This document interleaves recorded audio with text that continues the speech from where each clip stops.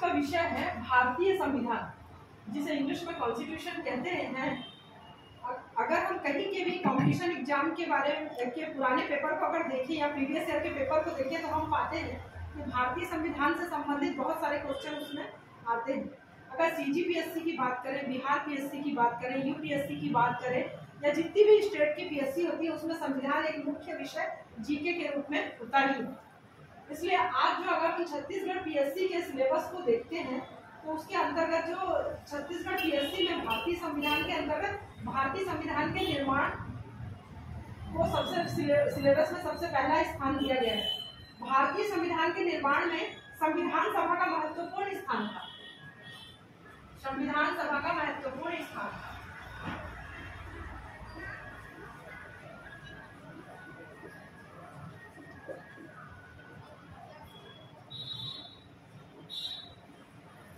संविधान सभा का गठन करके ही संविधान का निर्माण किया गया था। संविधान सभा के गठन में 389 सदस्यों ने पार्टिसिपेट किया था। 389 जो सदस्य थे वो विदेशी रियायतों से, देशी रियायतों से और चीफ कमिश्नरी से लिए गए थे, जिन्होंने संविधान सभा का गठन किया था। संविधान सभा का जो गठन हुआ था उसको नोट डाउन करते चले आप कि वो कैबिनेट मिशन की प्रस्ताव पर किया गया था। संविधान सभा के जो अस्थायी अध्यक्ष थे, संविधान सभा के निर्माण के पहले जब प्रक्रिया चल रही थी उस समय में जो अस्थायी अध्यक्ष थे वो डॉक्टर अस्थायी अध्यक्ष, संविधान सभा के अस्थायी अध्यक्ष, इसको लिख लीजिए, इसमें बहुत कंफ्यूज होते हैं। अस्थायी अध्यक्ष डॉक्टर सच्चिदानंद सिन्हा थे। सच्चिदानंद सिन्हा थे। संविधान सभा के गठन के बाद जो उसके अध्यक्ष बनाए गए, स्थायी अध्यक्ष बनाए गए, डॉक्टर राजेंद्र प्रसाद।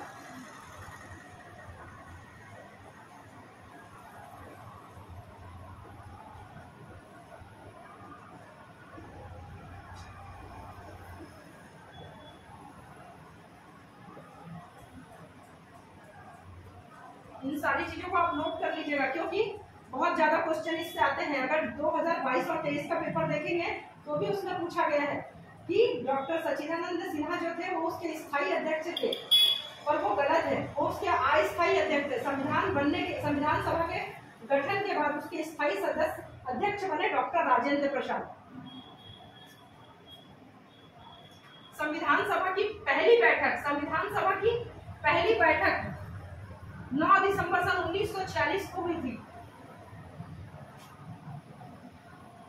9 दिसंबर पहली बैठक।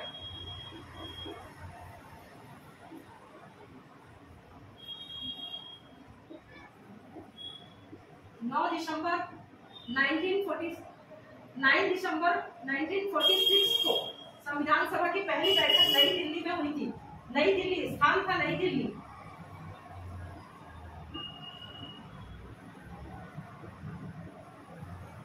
इस बैठक में मुस्लिम लीग के कोई भी सदस्य शामिल नहीं हुए थे। उन्होंने संविधान सभा की पहली बैठक का बहिष्कार किया था।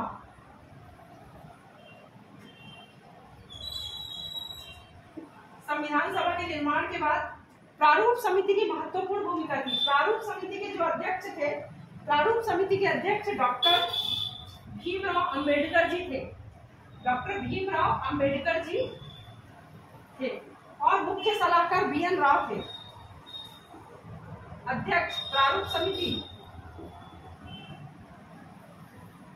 जिसे ड्राफ्टिंग कमेटी भी कहा जाता है, के अध्यक्ष डॉक्टर भीमराव अंबेडकर जी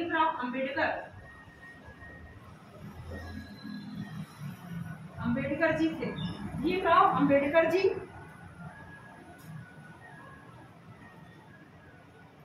इसे नोट कर ले। भीमराव अंबेडकर जी थे और जो इसके मुख्य सलाहकार थे, मुख्य सलाहकार